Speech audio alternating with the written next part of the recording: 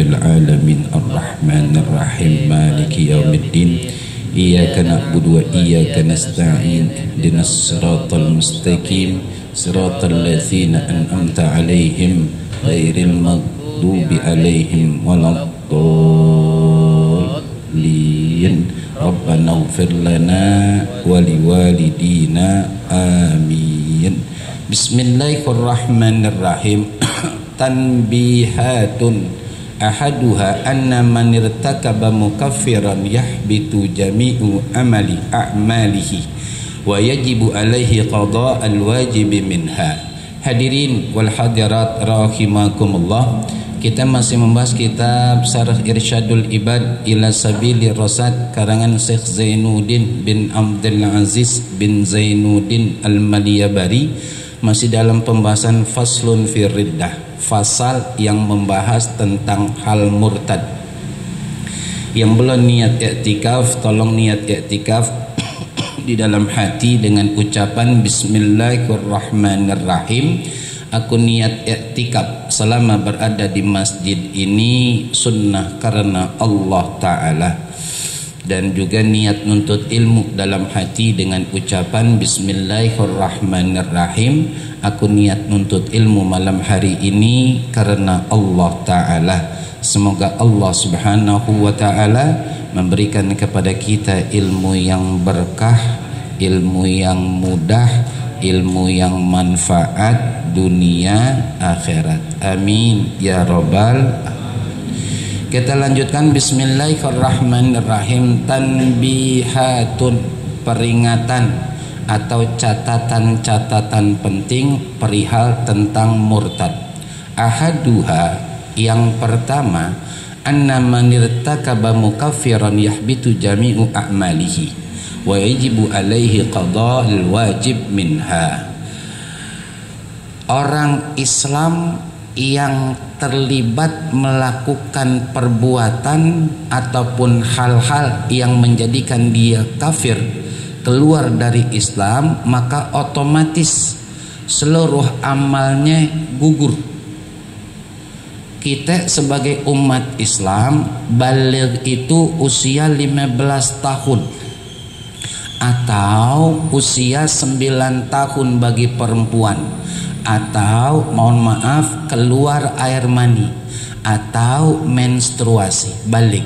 Semenjak saat itu kita diwajibkan oleh agama untuk melaksanakan apa yang Allah perintahkan dan meninggalkan apa yang Allah larang semenjak balik sampai meninggal dunia. Bermisal, ada seorang muslim, mau laki kek mau perempuan, dia ada keraguan untuk mengatakan orang Yahudi, orang Nasrani itu kafir. Bermisal, yang dulu rame nih kata kafir amen non muslim,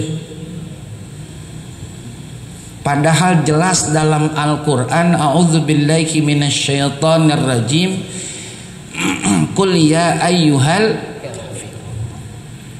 kan gitu. Ini firman Allah. Kita bukan menjelekkan, tapi menempatkan kata atau kalimat pada tempatnya.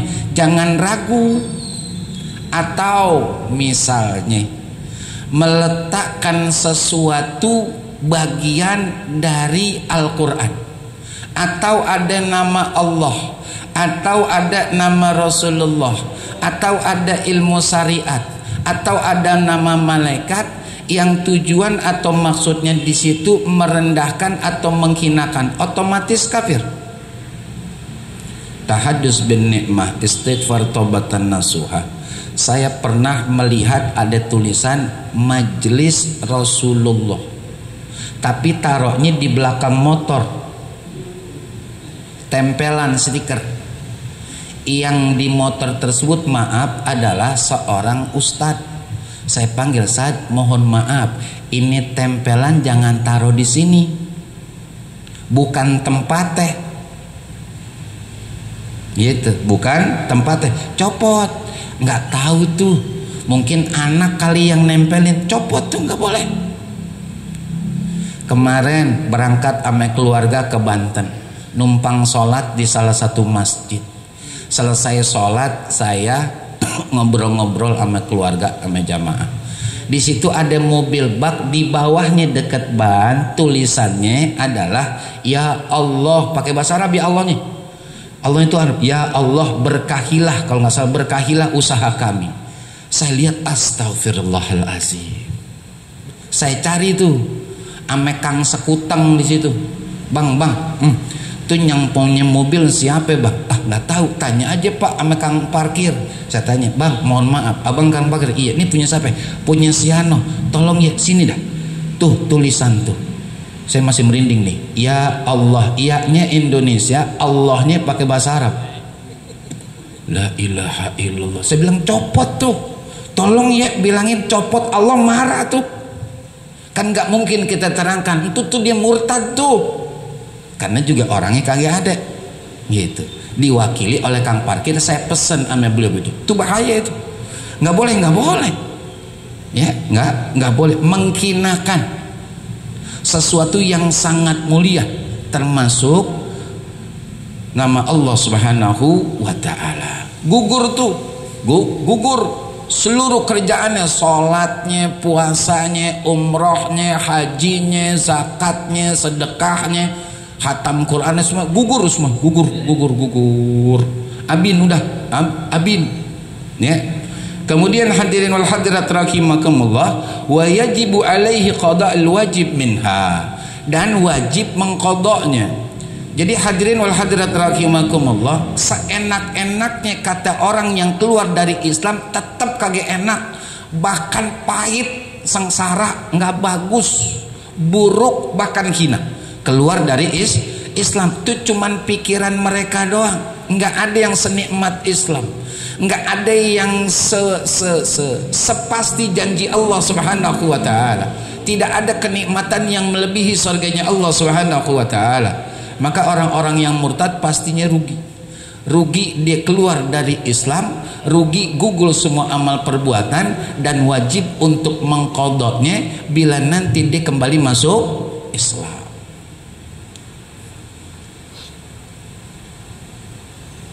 Wa yanfasikhun nikah halan walau ba'da dukhuli inda jama'atin minal a'immah ka Abi Hanifah, dan otomatis nikahnya ame pasangannya pasakh, rusak, batal, selesai. Nggak boleh tuh. Ada orang Islam, mohon maaf, laki perempuan nikah, salah satunya naudzubillah di tengah perjalanan rumah tangganya yang atau keluar dari Islam, otomatis rusak ikatan pernikahannya ya, ikatan rusak itu. Jadi bagaimana? Pisah. Makanya Islam nggak ada judulnya nano-nano, nggak ada judulnya campur, nggak ada. Islam ya Islam. Oh kan demokrasi, urusan akidah nggak ada demokrasi saudara. Jelas dan pasti lakum dinukum waliyadin. Urusan yang lain boleh, urusan kerjasama sosial masyarakat saling bantu monggo, itu dibenarkan bahkan didukung oleh agama. Tapi urusan akidah nggak ada saudara, nggak ada, langsung pasakh tuh. Ya kan, walau ba'da dukhul, walaupun mohon maaf setelah suami istri tersebut hubungan badan. Na'udzubillah, contoh doang, malamnya nih gerimis-gerimis begini, dia main futsal dia berdua, main futsal. Jam 7 dia keluar dari Islam, tetap pasakh, tetap rusak hubungan suami istrinya, batal secara hukum. Nggak boleh, udah pisah. Nggak boleh juga satu tempat, udah haram, karena udah nggak ada ikatan pernikahan, dan di situ nanti hitungnya jadi zina. Makanya kan Islam itu ajarannya jelas, berbilah. Kalau ada laki muslim, perempuannya non muslim, ya nikah. Ntar status anaknya bagaimana? Bisa main futsal, bisa main futsal kata Ustaz Adi. Hasil main futsal. Islam itu panjang saudara, mikirinnya panjang. Termasuk mohon maaf, nggak boleh nyoblos sebelum waktunya. Coba-coba nyoblos sebelum waktunya, panjang urusannya, bisa jadi zina jamaah tuh. Gimana Sukron kok bisa jadi zina jamaah? Contoh, ada laki sama perempuan, dia nyoblos nih yang laki, belum pada waktunya, hamil. Kemudian ya berjalan waktu, ini perempuan baru dinikahin gitu oleh pelakunya ataupun bukan pelakunya. Boleh yang ngelarang siapa? Boleh, silakan, karena dia ini hamil gitu ya, bukan hamil disebabkan karena hubungan suami istri yang sah. Contoh, ada suami istri hubungan hamil udah 2 bulan, lakinya meninggal, maka ini perempuan gak boleh dinikahin. Tuh, sampai kapan? Sampai selesai alias melahirkan atau ikut iddah kematian 4 bulan 10 hari. Tuh. Tapi kalau yang kecelakaan boleh. Ternyata dinikahinya di bulan, ya kan? Kemudian lahirnya kurang dari 6 bulan. Maka otomatis ini anak bukan anak sang bapak secara nasab, tapi biologis ya. Ketika anak ini perempuan lahir besar mau nikah, dinikahin oleh sang bapak, padahal dia bukan bapak nasab, dia bapak biologis, maka otomatis nikahnya nggak sah. Dia berhubungan sama lakinya zina, terus begitu. Itu Islam.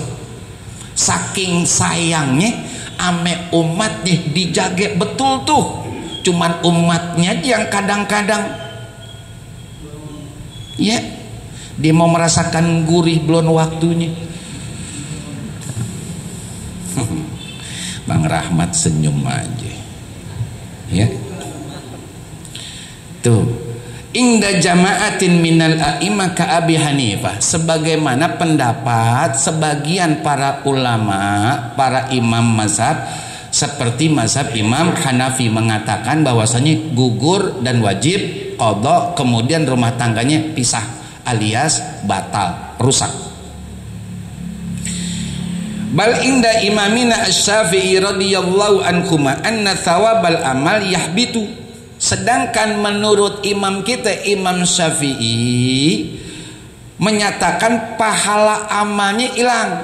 Contoh, yang namanya orang pergi haji, pergi umroh, itu kalau yang mabrur dan mabrurah laisa lahu jazaun illal jannah, nggak ada pahala yang lebih tepat buat orang yang haji dan umroh secara sempurna dan mabrur Allah terima kecuali ganjarannya sorga. Habis, nggak ada thawabnya, nggak ada pahalanya. Orang sedekah 5.000, Allah Subhanahu wa taala berfirman, a'udzubillahi minasyaitonir rajim, matsalul ladzina yunfikuna amwalahum fi sabilillahi kamatsali habatin anbatat sab'a sanabila fi kulli sumbulatin mi'atu habbah wallahu yudha'ifu liman yasha wallahu wasi'un alim. 700 kali lipat. Sedekah 5.000 kali 700 sekian dah. Dia murtad, abin pahalanya. Dia salat jamaah. Salatul jamaati tafdulu min salatil fadhi bi 27 darajah. Baginda Rasul sallallahu alaihi wasallam bersabda, salat jamaah yang kita lakukan umat Islam khususnya laki-laki, umumnya perempuan, dapat pahala tambahan dari Allah sebanyak 27 derajat. Itu judul salat jamaahnya, bukan murni salatnya secara berjamaahnya 27 derajat. Murtad abin saudara, dia puasa ketika Ramadan dapat pahala, subhanallah, la'allakum tatakun, semoga kita semuanya yang puasa menjadi orang-orang yang bertakwa. Dan kata Rasulullah, ibadah sunnah yang kita lakukan saat Ramadan dapat pahala wajib dari Allah. Ngerjain kerjaan wajib di Ramadan dapat pahala 70 kali ibadah wajib selain di Ramadan. Gugur habis gara-gara. Kira-kira bagus apa jelek? Jelek. Maaf ya, Maaf, kita ngumpulinnya capek, ngerjainnya sungguh-sungguh, gare-gare, murtad, pas, bersih, nggak bersih. Lakin la yahbitu nafsul amal ay min haitsu innahu la yajibu qada. Menurut mazhab Imam Syafi'i, yang hilang itu pahalanya doang. Kalau kerjaan ibadahnya enggak, hajinya, umrohnya, sholatnya, puasanya, na'udzubillah tsumma na'udzubillah tsumma na'udzubillah, dia murtad. Nanti kalau masuk Islam lagi nggak perlu qada, nggak perlu qada. Menurut mazhab Imam Syafi'i, tinggal kita dah, semuanya ada dalilnya. Kalau saya berpendapat, saya nih berpendapat qada. Gitu. Emang apa? Karena memang udah gugur itu semuanya. Khawatir besok di akhirat kita nggak punya pegangan, nggak punya andalan ibadah. Ngandelin orang nggak guna juga, hadirin wal hadirat. Karena semuanya kerjaan itu memang Allah wajibkan kepada kita, hamba-hambanya yang udah mukallaf dan beriman. Kita lanjutkan. Wa anna nikaha yanfasikhu halan in kana qabla dukhul wa ba'da iddah in kana ba'dahu. Dan sesungguhnya nikah itu pasakh, rusak, batal, putus, lepas, ya. Seketika, halan, seketika. Kalau salah satu dari ini, mau suaminya kayak yang murtad, mau bininya kayak yang murtad, langsung rusak, ya. In kana qabla dukhul, walaupun itu sebelum dukhul, sebelum hubungan intim, ya, sebelum hubungan intim. Wa ba'dal iddah, artinya sebelum hubungan intim pun, dia belum hubungan intim, baru banget nikah, baru banget masuk kamar, baru banget selesai nerima tamu di hari H resepsi, na'udzubillah, salah satunya murtad, padahal belum ngapa-ngapain. Belum ngapa-ngapain, tetap rusak pernikahannya, tetap batal pernikahannya, dan dia harus pisah. Wa ba'dal iddah in kana ba'dahu, dan pasakh juga, rusak juga ikatan pernikahan seseorang gitu, gara-gara murtad. Kalau udah dukhul tapi setelah iddah, dia dukhul nih alias hubungan intim sama bininya, keluar salah satunya alias murtad, maka dia pasakhnya setelah iddah. Apa itu iddah? Iddah adalah masa tunggu. Bagi seorang perempuan misalnya ditalak oleh suaminya, masa tunggunya itu adalah kalau perempuan tersebut masih menstruasi 3 kali suci. Kalau perempuannya monopos 3 bulan. Nih masa idahnya, masa tunggu. Dan itu untuk talak 1 dengan talak 2 saja, namanya talak roj'i. Misal ada laki-laki menceraikan istrinya, Bu, iya saya udah nggak demen, Bu. Ibu-ibu ketawa. Misal emang ngapain? Iya nggak ngapain-ngapain, saya mau supaya kaget dosa aja, saya talak dah ibu dah. Atau jadi tuh sorry tuh, jelas tuh, bisa dah tuh, bisa. Tapi suami masih wajib untuk menafkahi, tapi nggak wajib untuk, mohon maaf, tapi nggak boleh untuk kumpul. Sampai kapan? Sampai 3 kali suci. Selama nunggu 3 kali suci, kalau suaminya mau balik boleh bilang sama bininya, Neng maafin ya, ngapain bang, kemarin tuh ngomong begitu ya, emang lagi capek banget Neng, lagi mumet, lagi puyeng, lagi banyak urusan, jadi begitu, jadi ngomongnya ngaco. Jadi tuh rujuk boleh. Kalau talak 1, kemudian juga talak 2 masih boleh balik tuh. Kalau udah lewat bagaimana? 3 kali suci udah lewat, boleh juga balik, cuman cara baliknya, cara rujuknya nikah kayak yang pertama. Makanya maaf ya bini, tolong jangan pancing-pancing laki ya. Kalau laki lagi suntuk jangan dipancing-pancing, nanti ngelentam. ya, ngelentap, kusut nih pikiran lagi kusut nih gitu. Jangan dah, adem-adem aja, diusap-usap aja dah, diusap-usap aja. Saya minta izin nih sama ketua dan pengurus juga jamaah sama guru-guru. Ada satu kisah nyata dan true story, dekat lagi, kenal lagi orangnya. Enggak sih. Bukan Raja Rahmat. Fatimah Az-Zahra, istri Sayyidina Ali karramallahu wajah, anak kandung darah daging Rasulullah sallallahu alaihi wasallam. Beliau kalau ada keributan di rumah tangga beliau, Sayyidina Ali keluar dari rumahnya, keluar. Maklum yang namanya rumah tangga pasti ada cekcok sedikit banyak. Bohong dah kalau nggak ada cekcok. Ibu ada cekcok gak di rumah? Kenceng banget. Kenceng banget. Ada cekcok. Bini siapa itu? Nah, saya tandain dulu. Cekcok nih, Sayyidina Ali keluar. Kemana? Beliau ke Masjid Madinah. Ngapain tidur? Maka ketika beliau bangun, ada bekas nih tanah nih di wajah dan kepala beliau. Maka beliau dikenal dengan Abu Turab, bapaknya tanah. Dan Rasulullah lihat itu, faham Rasulullah. Beliau nanya, ada apa wahai Ali? Nggak ada apa-apa ya Rasulullah. Rumah tangga saya aman-aman aja, damai, ya kan, nyaman, nggak ada masalah. Rasulullah faham. Maaf ya ibu, itu laki bu. Laki kalau ada masalah nggak pernah diambrakin. Laki di sini bagaimana? Oh sama. Dia tidur di masjid juga tuh. Nggak pernah diambrakin sepengetahuan saya. Nggak tahu kalau yang di luar dari itu. Di aja nih Rasulullah nanya, ada apa wahai Ali? Nggak ada apa-apa ya Rasulullah. Bener iya, aneh aman-aman aja. Berangkat Rasulullah ke rumah Sayyidah Fatimah. Ngobrol namanya sama ayah, sama anak. Dah ternyata ada keributan. Kata baginda Rasulullah, hai Fatimah, berangkat kamu ke rumahnya Asma. Asma ini adalah istrinya Ja'far At-Tayyar. Ja'far At-Tayyar adalah sepupunya Rasulullah.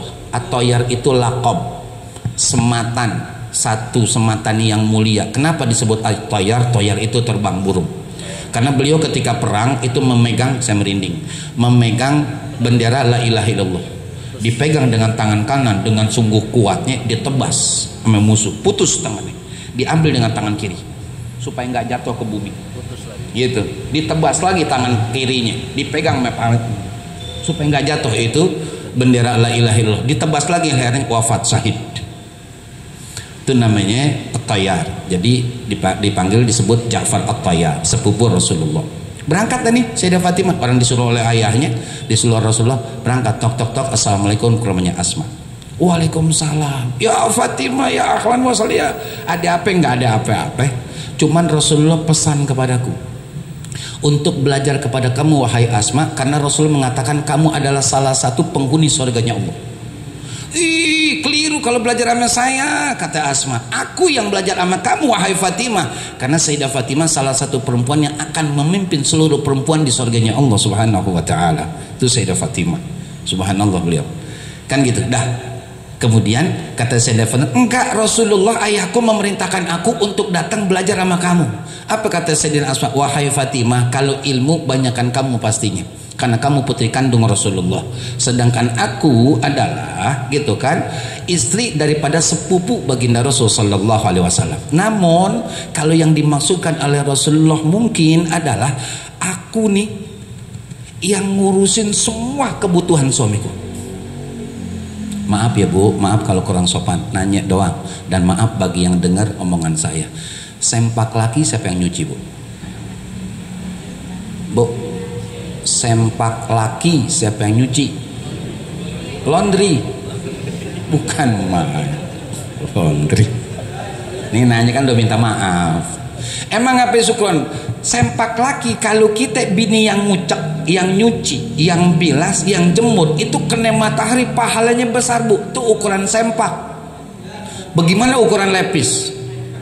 Artinya apa sukron? Jangan kasih asisten rumah tangga. Kita yang ngerjain karena di situ ada pahala besar dari Allah. Kan begitu. Kadang-kadang bini nggak begitu sih. Lakinya bilang, "Neng, kopi." "Bo, ayah mau kopi." Bisa nggak bini bikinin? Ayo dah, saya mau nanya sama ibu-ibu. Ibu bisa bikin kopi gak? Yang bikinin siapa? Nah, kan? Ini kata Sayyidah Asma nih, aku yang ngurusin. Sayyidina Ja'far suamiku tercinta, aku makannya apa segala, aku yang ngurusin. Dan aku, maaf nih, kan ada perempuan itu kalau ngasih begini aja tuh, makan tuh bang. Silakan lihat di hotel-hotel atau pelayan yang faham tentang tata boga itu ngasihnya dengan dua tangan, saudara. Itu ilmunya.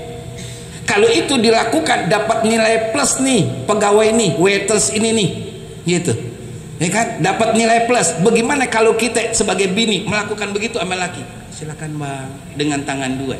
Siapa yang ngasih? Allah. Geli banget ibu.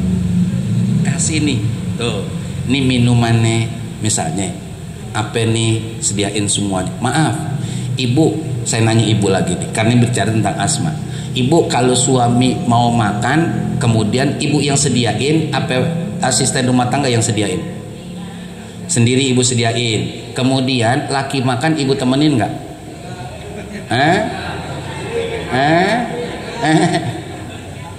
Tuh.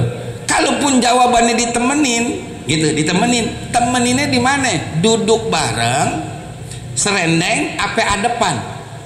Oh, sukron adepan. Maaf, yang dilakukan oleh Sayyidah Asma, istri Sayyidina Ja'far At-Thayyar, beliau diri bu, di samping lakinya, sedekap begini.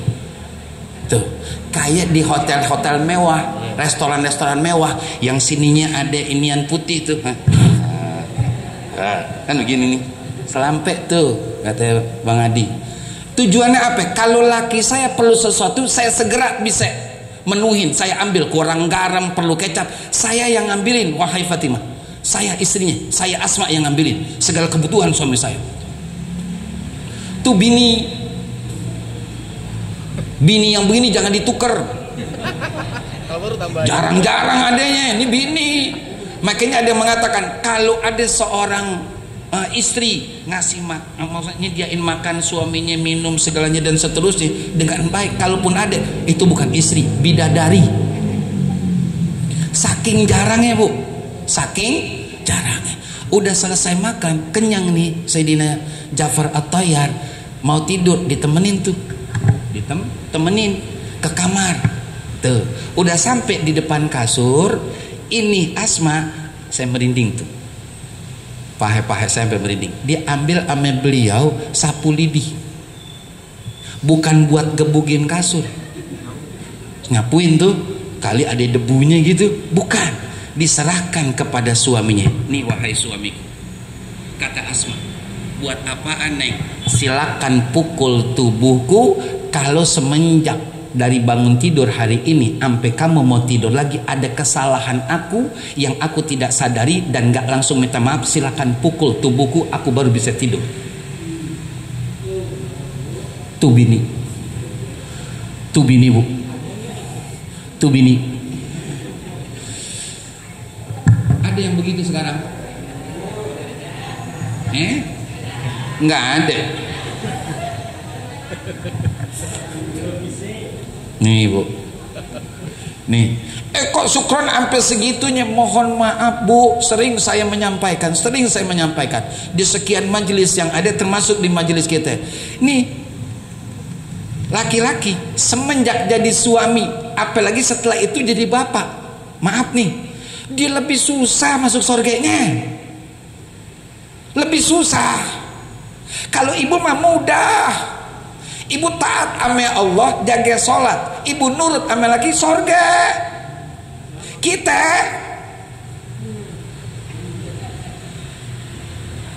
kok begitu? Iya, abis kita diproses ame Allah, bini kita Abis bini kita, anak kita, kira-kira cepet gak kita? Lama, ribet. Makanya tolong muliakan laki, usap-usap palanya, sayangin. Karena baginda Nabi besar Muhammad sallallahu alaihi wasallam menjelang wafatnya beliau itu tidur di atas pahanya Sayyidah Aisyah. Lagi hampir mau meninggal dunia. Pertanyaan, wahai bapak-bapak orang tuaku, abang-abang saudaraku, kalau lagi puyeng minum obat apa tidur di paha bini? Tidur di paha bini. Tidur di paha bini.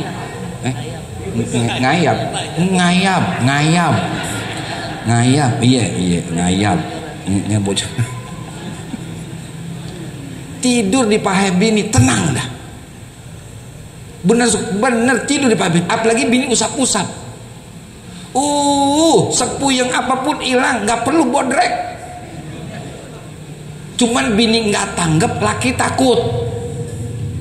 Bini nggak tanggap, sini bang, sini. Kata Nabi, bini tanggap tuh, paham tuh kebutuhan laki tuh, suami juga senang. Nah ini yang ada, bininya kaget tanggap, lakinya takut. Jadi nggak jadi tuh, nggak jadi. Ya, sianan lakinya tuh.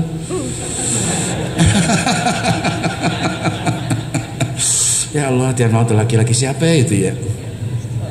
Nggak ada di sini. Lagi ngaji deh. Nih idah, jadi kembali lagi hadirin wal hadirat. Jadi idah itu masa tunggu gitu ya. Jadi kalau udah dukhul, pasaknya, rusaknya pernikahan setelah selesainya idah. Tujuan apa idah? Supaya kalau nanti ada orang ingin menikahi dia, bebas dari benih-benih dari lakinya yang pertama. Tuh begitu. Makanya tuh 3 kali suci.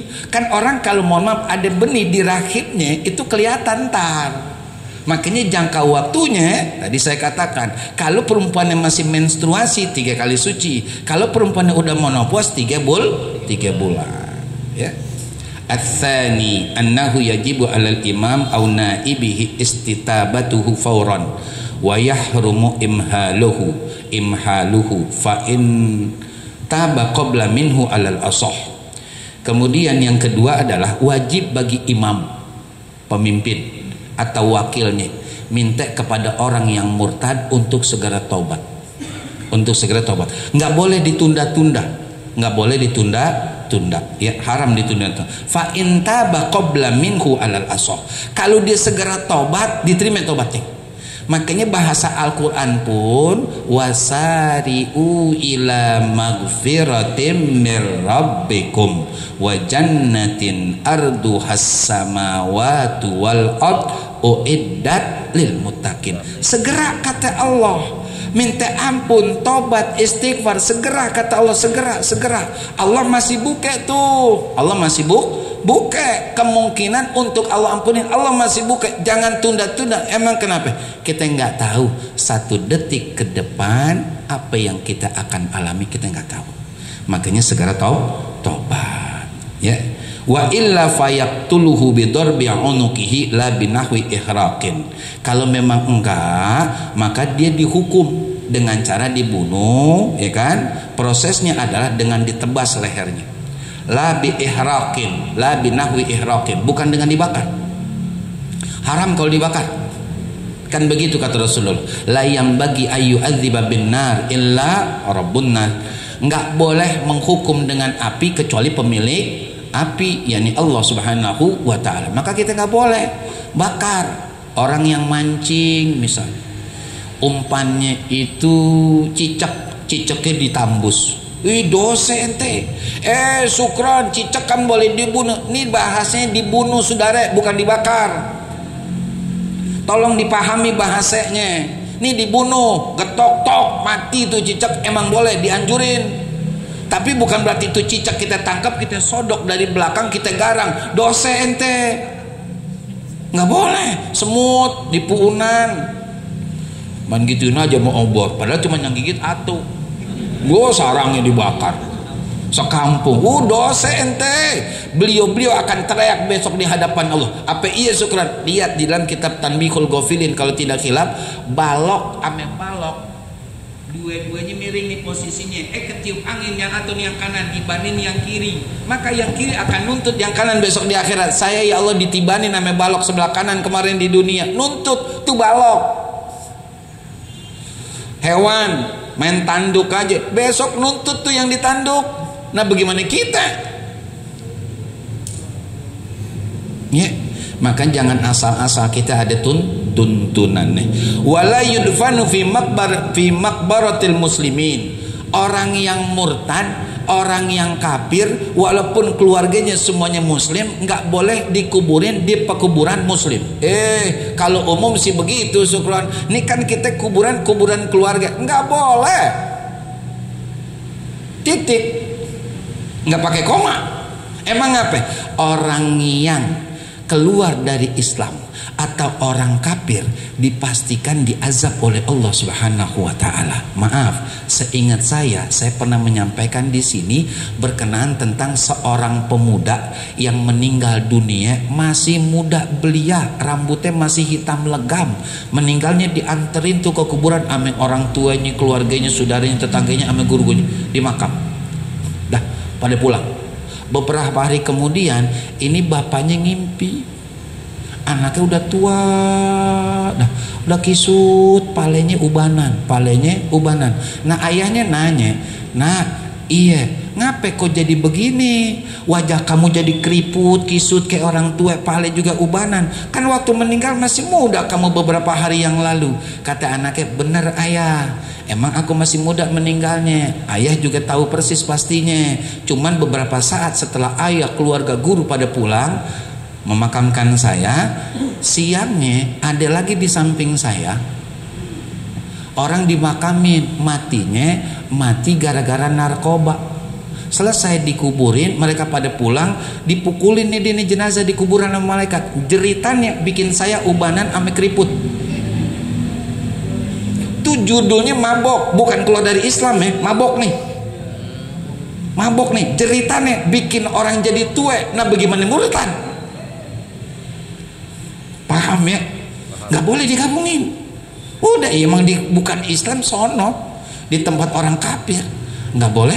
Bahkan kita dianjurkan oleh agama kalau kita lewat kuburan orang non muslim, mau Yahudi, mau Nasrani, mau Cina, buru-buru takut keimbas jeleknya. Pahamnya kita secara simpelnya, matinya aja menghasilkan hal yang buruk buat kita yang hidup. Bagaimana hidup ya? Wa thalithuha annahu yustaratu fi sihhati taubatihi an-nutq bis shahadatain fala yahsulu islamuhu ka kafirin asliyin illa bidzalika. Yang ketiga dari catatan-catatan penting di sini adalah disyaratkan dalam sahnya taubat orang tersebut adalah mengucap dua kalimat syahadat. Ada suaranya, asyhadu alla ilaha illallah wa asyhadu anna muhammadar rasulullah. Harus tuh, harus. Kalau nggak begitu nggak bisa. Kakafirin asliyin, seperti orang kafir asli, dari bayi, dari merah di kafir, kemudian alhamdulillah dapat hidayah dari Allah. Nggak bisa dengan mengatakan iya saya udah jadi orang Islam, nggak bisa. Harus syahadat, harus syahadat. Kalau nggak bisa, nggak sah taubatnya, nggak diterima oleh Allah Subhanahu wa taala, dan masih hitungannya kafir jadinya dia. Ya. Wa yazidu hatman man kafar bi inkari ma'lum min ad-din bid darurah i'tirafahu bima kafar bi inkarihi wa nudiba likulli murtadin al-istighfar. Dan tambahan bagi orang yang kafir dengan mengingkari hal yang maklum dalam agama. Maklum dalam agama, misal contoh kita nuntut ilmu itu wajib, itu maklum udah, maklum. Sholat itu wajib, puasa itu wajib, gitu. Diingkarin, ngapain belajar? Yang belajar juga belum tentu pinter, ngapain sholat puasa? Yang lempeng juga belum tentu masuk surga. Nggak boleh. Nggak boleh, nggak perlu sholat, nggak perlu puasa, nuntut ilmu capek-capek aja, mendingan kerja dapat duit, belajar dapat apaan? Misal, tuh dia berarti udah keluar dari Islam, ya. Maka dituntut untuk i'tiraf ada pengakuan dari dirinya kepada Allah Subhanahu wa taala akan kesalahan dia yang fatal tersebut, ya, bima kafar bi ingkari, dengan apa yang dia ingkari tersebut. Wa nudiba likulli murtadin al istighfar, dan dianjurkan, disunahkan untuk orang tersebut banyak-banyak istighfar, minta ampun kepada Allah Subhanahu wa taala. Termasuk mohon maaf kita juga alhamdulillah yang masih muslim, yang masih beriman, banyak-banyak istighfar. Man aktsara minal istighfar ja'alallahu min kulli hammin faraja wa min kulli dhaiqin makhraja wa razaqahu min haitsu la yahtasib, atau kama qala Rasulullah sallallahu alaihi wasallam. Barang siapa yang perbanyak istighfar, yang sempitnya Allah bikin lega, yang susahnya Allah bikin mudah, dan Allah kasih rezeki dari sumber yang tidak diperkirakan sebelumnya. Istighfar. Ya, isa ya. Tayyib, hadirin jamaah rahimakumullah, kita baca Muhammad. Maafin ya. Terima kasih pada guru kita Kiai Haji Syukran Mamun bin Muhammad telah menyampaikan kajian dan ilmunya. Mudah-mudahan menjadi ilmu bermanfaat dan menjadi modal buat kita semua dalam kita mengarungi sisa kehidupan kita di dunia ini. Amin, Allahumma amin. Jamaah hadirin hadirat yang dimuliakan Allah Subhanahu wa taala, sebelum kita baca doa, ada maklumat yang ingin kami sampaikan. Yang pertama, permohonan doa untuk putri sahabat Bapak Haji Erwin yang beberapa hari lalu mengalami kecelakaan dan insya Allah besok lusa akan dijadwalkan untuk melakukan tindakan medis operasi. Kita doakan mudah-mudahan Ananda Cantika Oktaviani binti Insana diberikan kemudahan dalam kelancaran dalam operasinya dan dikarenakan kesehatan yang sempurna pada operasi tersebut, dan keluarga yang ditimpa musibah diberikan kesabaran oleh Allah Subhanahu wa taala. Yang kedua, insya Allah besok Rabu malam Kamis tanggal 18 Desember 2024 pukul 20 atau jam 8 malam pada salat Isya, masjid kita kembali ke tempatan Majelis Adliya Ulami pimpinan Kiai Haji Khairullah Ramli. Mudah-mudahan kita bisa menghadirinya. Insya Allah guru kita juga berkenan untuk menghadirinya di majelis tersebut. Yang ketiga, yang terakhir, insya Allah 2 Rabu yang akan datang, tepatnya tanggal 25 Desember 2024 jam 7 pagi, kami Masjid Riyadul Abidin akan melaksanakan kegiatan sunatan masal di Masjid Riyadul Abidin dengan jumlah peserta insya Allah ada 25 anak. Kita doakan mudah-mudahan kegiatan ini berjalan lancar dan juga diberi kemudahan Allah Subhanahu wa taala. Anak-anak yang disunat menjadi anak yang soleh, berkah serta bermanfaat untuk dunia, agama dan akhirat. Dan juga pada jamaah yang ingin ikut partisipasi berinfak pada kegiatan tersebut, boleh atau silakan, masih diterima, silakan menghubungi Bapak Rahmat. Ini saja yang dapat kami sampaikan. Untuk doanya kita mohon kepada guru kita. Terima kasih. Al-Fatihah biniyatil maghfirah warahmah, biniyatil sifah sihah wassalamah, biniyatil qabul wal maqbul ila hadratir Rasul sallallahu alaihi wasallam. Al-Fatihah.